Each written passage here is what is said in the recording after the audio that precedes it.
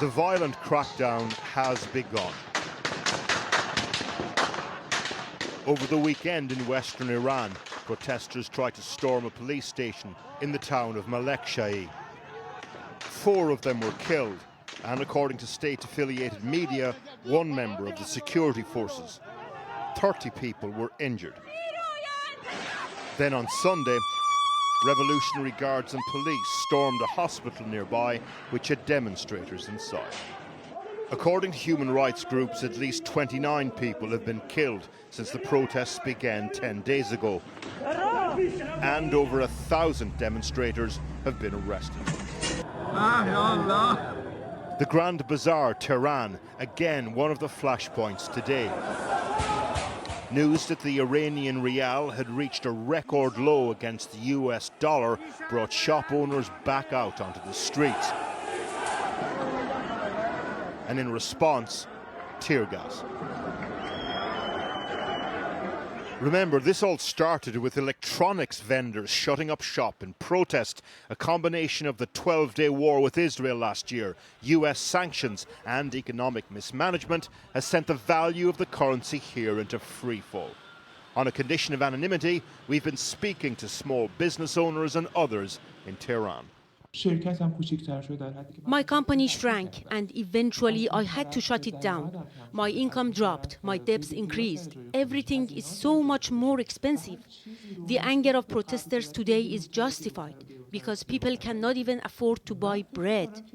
I believe the protests will continue because in reality, this is a revolution of the hungry.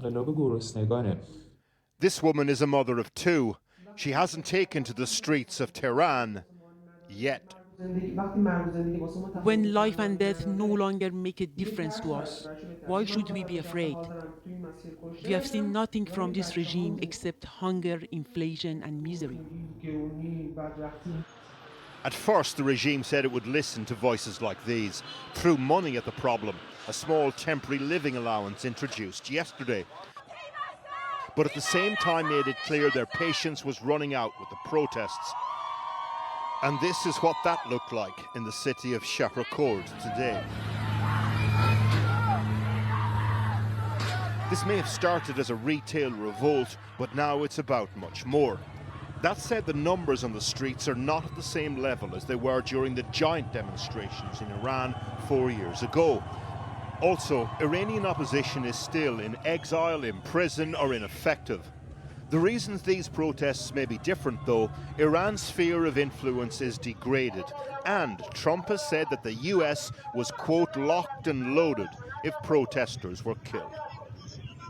President Trump has been threatening to intervene in the protest in the manner that happened in June, and I think that makes this very different. So both the economic pressure on the government, the way it's looking at how it can react, but also in the way that the population sees the effectiveness or the utility of these protests is different before, because Iran was not in the circumstance that it is after the 12-day war.